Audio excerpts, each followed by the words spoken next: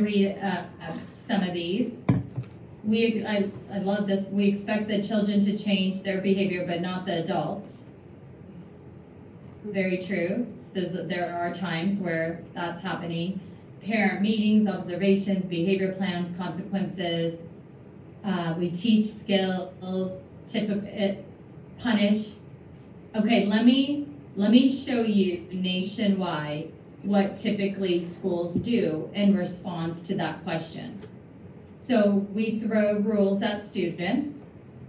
No talking, no running, no coming in early, no coming in late, no farting. I kind of agree with that. But we throw rules at students. See, we don't do that though. Sometimes we even have them rewrite the rules over and over again. We might not have a chalkboard, but we have other ways now. That seems We like use detentions and no recesses. You don't do that either. There are some states that still allow corporal punishment. That's still really popular. Yeah. We use in-school and out-of-school suspensions, even though we know that these modalities do not change behavior for the long term. But you were right in the chat, those of you who responded. That is our typical go-to. And one thing about exclusionary practices is we like to really synthesize it here with this one image of what over 30 years of research demonstrates. That exclusionary practices, they're not going to make our campuses feel safer. They're not going to lead to a decrease or an elimination of those problematic behaviors that we're sending students home for. It just actually leads to more harmful outcomes for the student later on in life.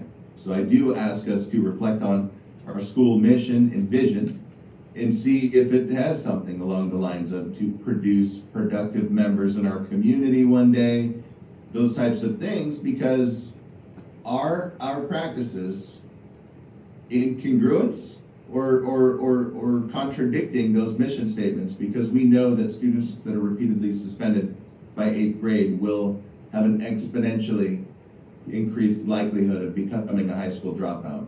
We know that high school dropouts not only will earn significantly more over the course of their lifetime than a Significantly less.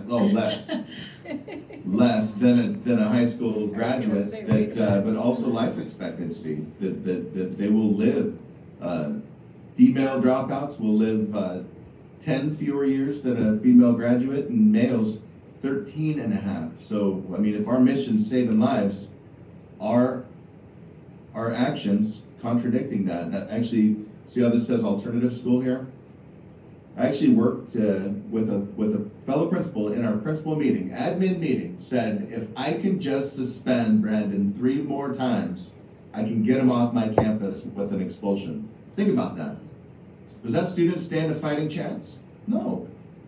Anything that student does, that's it. 2 more, baby.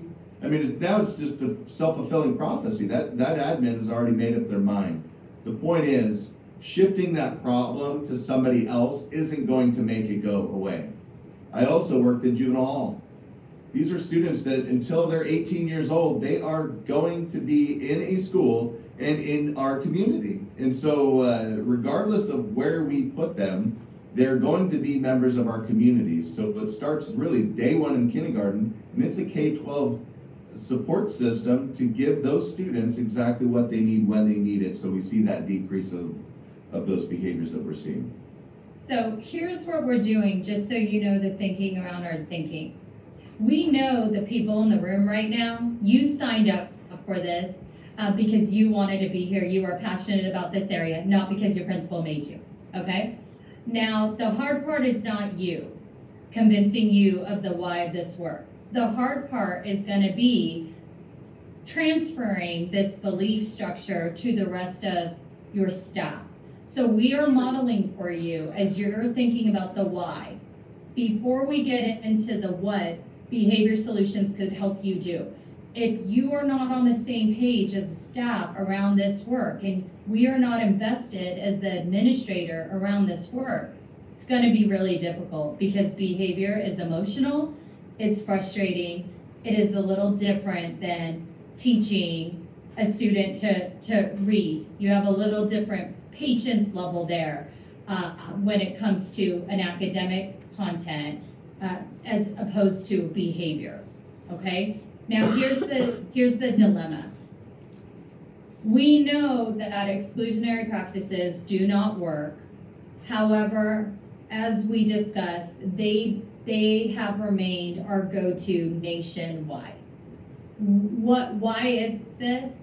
How do we respond? How do we create systems where this doesn't have to be the only way we respond to student behavior?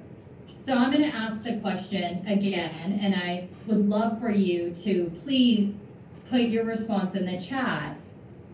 If a student is struggling behaviorally, what should we do? So go ahead and put it in the chat. I'd like to see more in the chat. I know there's